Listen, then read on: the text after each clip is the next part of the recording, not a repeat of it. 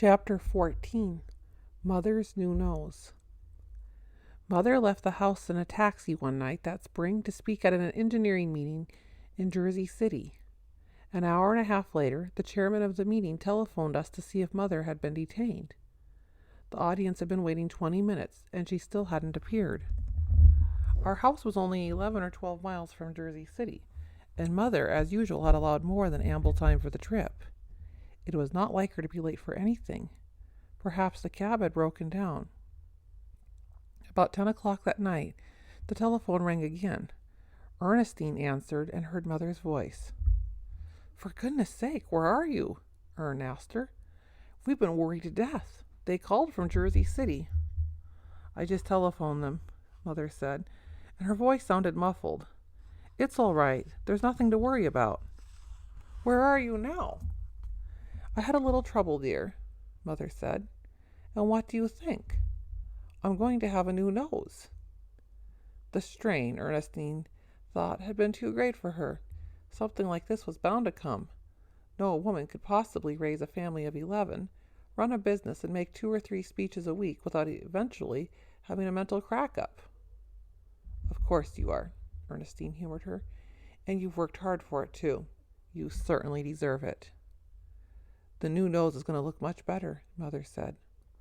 "Oh, much," Ernestine agreed. "I'm sure of that. You know how thin the old one was. I never did like it. My father used to tease me about it because it was just like his. He was thin too, remember?" "I'll see that no one teases you about it anymore," Ern promised. "What you need is a nice, long rest." "That's what the doctor says," Mother agreed brightly. "Now you just tell me where you are and I'll come and get you." "I thought I told you. I'm right here in Montclair. They brought me to Mountainside Hospital." Ern was sure then that the worst had happened. "Yes, stay right there," she choked. "They'll give you the nicest nose there of any place I know." "I'm looking through a magazine now to find out what kind of nose I want." "That makes sense," said Ernestine. "They won't let anyone see me till tomorrow. I had a terrible time even getting them to let me use the phone. But I'll have my new nose by tomorrow." Then Mother explained from the beginning. Another car had run into the taxi and turned it over. Something had happened to her nose at her right knee. A bone surgeon was coming out from New York in a few hours to set the nose.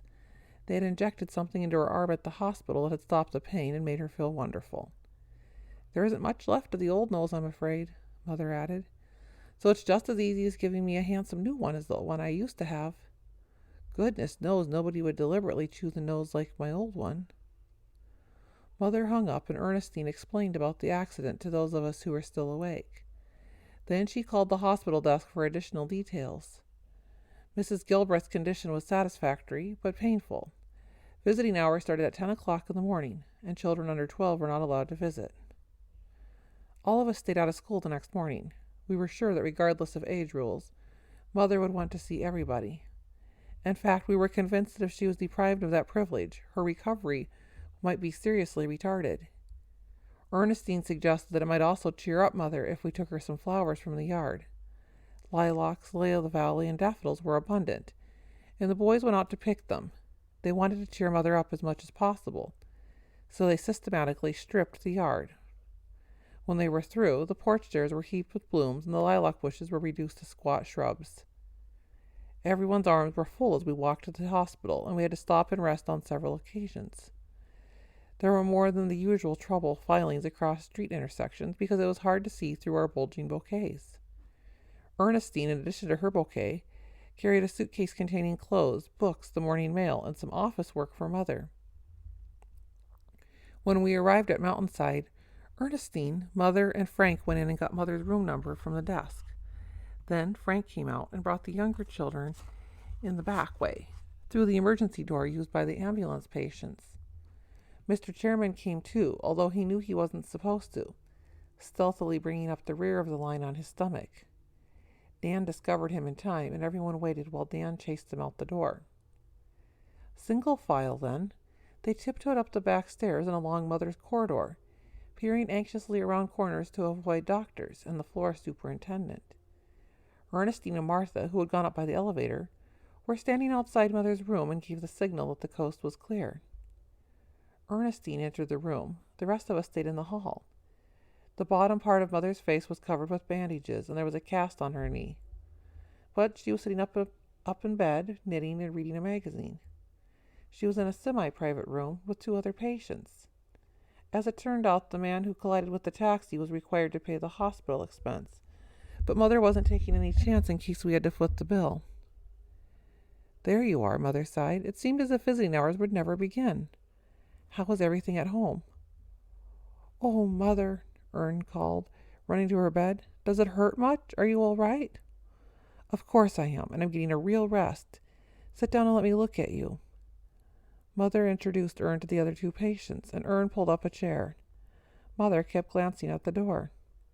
I don't suppose, she said, that Martha or Frank came with you, did they? No, of course not. I forgot. Everybody would be in school, wouldn't they? I know they have rules about the younger ones, but do you guess the other ones will come this afternoon? Then the rest of us came in and piled the flowers around Mother's bed. Bob and Jane started to cry when they saw the bandages, and they climbed on her bed and snuggled up against her. What's that for? Mother said, kissing her hand through her bandages and placing it on each of their cheeks. Why are you crying? Don't tell me you're jealous because I'm going to have the best-looking nose in Montclair. Bob said he liked the old one just as it was. That skinny old thing? Mother said scornfully. Ha! Does it hurt? We asked. You can't fool us. Does it hurt much, Mother? You can't get a handsome nose without having it hurt a little, Mother admitted. But it'll be worth it. Just wait for the unveiling. She said that just seeing us and smelling the flowers had made her feel better, but that she was afraid the hospital officials would not like it if they found out we had broken the rule about children under 12. I'd like to know how they get babies born here then, Lil said. They're under 12. And another thing, Mother told us, you mustn't miss any more school on my account. I want you to promise me that. We promised. Ernestine said we'd all go back to school that morning, just as soon as we left the hospital. We'll need written excuses for being late, Ernestine added. I wrote them this morning. They're in the suitcase. All you have to do is sign them.